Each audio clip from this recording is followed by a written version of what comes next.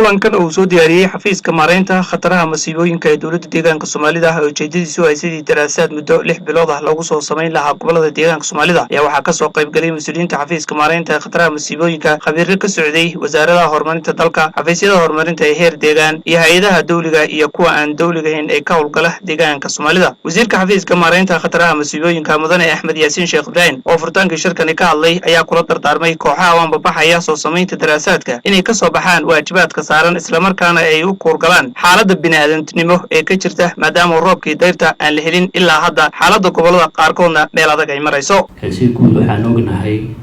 ilaa iyo hadda xogaha aan helayno roobkii dayrtu inuusan meel la ka digin meelaha qaarkood waa laga yaabaa shuuxyo yaryar ama roob yar oo khafiif inuu ka daay laakiin wax loo odhan karo roob baa hadda ka daay deegaanadeena ma jiraan saa darteed waxaa la filayaa in kolley dhibaatooyin dhinaca abaaraha ah inay dhici doonaan ama ay nagu soo fudud leeyihiin kolley dee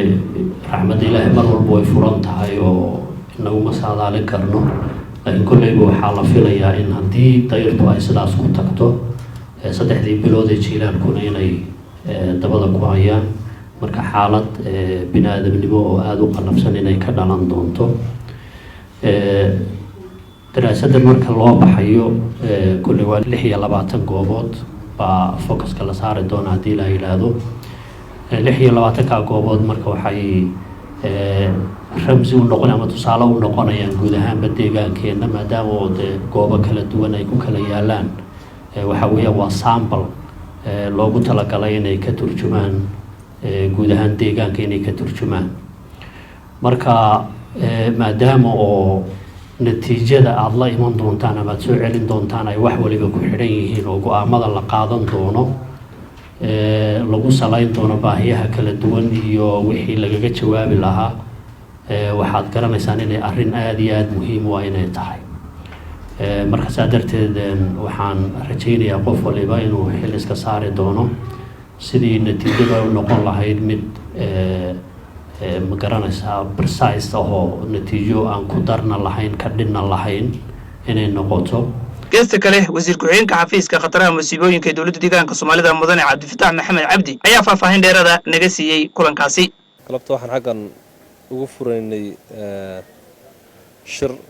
loogu amba bixinay 26 degmo deegaan ka tirsan khubaro ama khabiirro ka kala socda deegaanka hay'adaha UN-ta iyo hay'adahan dawliga ahayn caalamiga iyo kuwa localka aba maxalliga aba iyo khabiirro ka socday wasaaradaha federaalka ee horumarinta